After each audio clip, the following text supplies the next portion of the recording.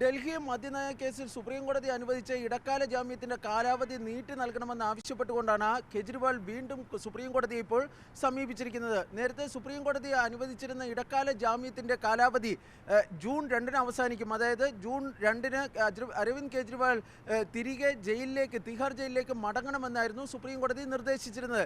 എന്നാൽ തനിക്ക് ഒരാഴ്ചത്തെ കൂടി, അതായത് 7 ദിവസം കൂടി ഇടക്കാല ജാമ്യം തൻ്റെത് നീട്ടി നൽകണമെന്ന് ആവശ്യപ്പെട്ടുകൊണ്ടാണ് കെജ്രിവാൾ സുപ്രീം കോടതി ഇപ്പോൾ സമീപിച്ചിരിക്കുന്നത്.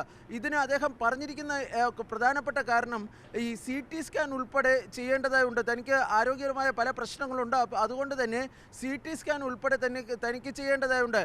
7 ദിവസത്തിനുള്ളിൽ വിവിധ വൈദ്യ പരിശോധനകൾ പൂർത്തിയാക്കേണ്ടതുണ്ട്. അത് പൂർത്തിയാക്കുന്നതിന് വേണ്ടി ഇടക്കാല ജാമ്യത്തിൻ്റെ കാലാവധി 7-ാം തീയതി വരെ 7 ദിവസം കൂടി നീട്ടി നൽകണമെന്നാണ് ആവശ്യപ്പെട്ടിരിക്കുന്നത്. ഫലത്തിൽ ഈ ജൂൺ 9 വരെ തൻ്റെ ഇടക്കാല ജാമ്യത്തിൻ്റെ കാലാവധി നീട്ടി നൽകണമെന്നാണ് കെജ്രിവാളിൻ്റെ ആവശ്യം.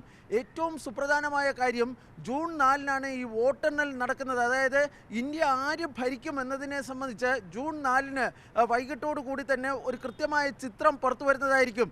ആ കാലാവധിക്ക് കഴിയുന്നത് വരെ ഈ ഇടക്കാല ജാമ്യം, അതായത് സുപ്രീം കോടതി ഈ ആവശ്യം അംഗീകരിക്കുകയാണെങ്കിൽ, കെജ്രിവാളിൻ്റെ ഈ ആവശ്യം അംഗീകരിക്കുകയാണെങ്കിൽ അടുത്ത സർക്കാരിന് ആയിരിക്കും, അതായത് അടുത്ത ആര് അധികാരത്തിൽ വരുന്നോ ആ സർക്കാരിൽ കെജ്രിവാളിൻ്റെ കേസിനെ സംബന്ധിച്ചിടത്തോളം വളരെ നിർണായകരമായിരിക്കും. ഏതായാലും ആരോഗ്യ കാരണങ്ങൾ ചൂണ്ടിക്കാണിച്ചുകൊണ്ടാണ് അരവിന്ദ് കെജ്രിവാൾ തൻ്റെ ഇടക്കാല ജാമ്യത്തിൻ്റെ കാലാവധി നീട്ടി നൽകണമെന്ന് ആവശ്യപ്പെട്ടുകൊണ്ട് ഇപ്പോൾ സുപ്രീം കോടതിയെ സമീപിച്ചിരിക്കുന്നത്.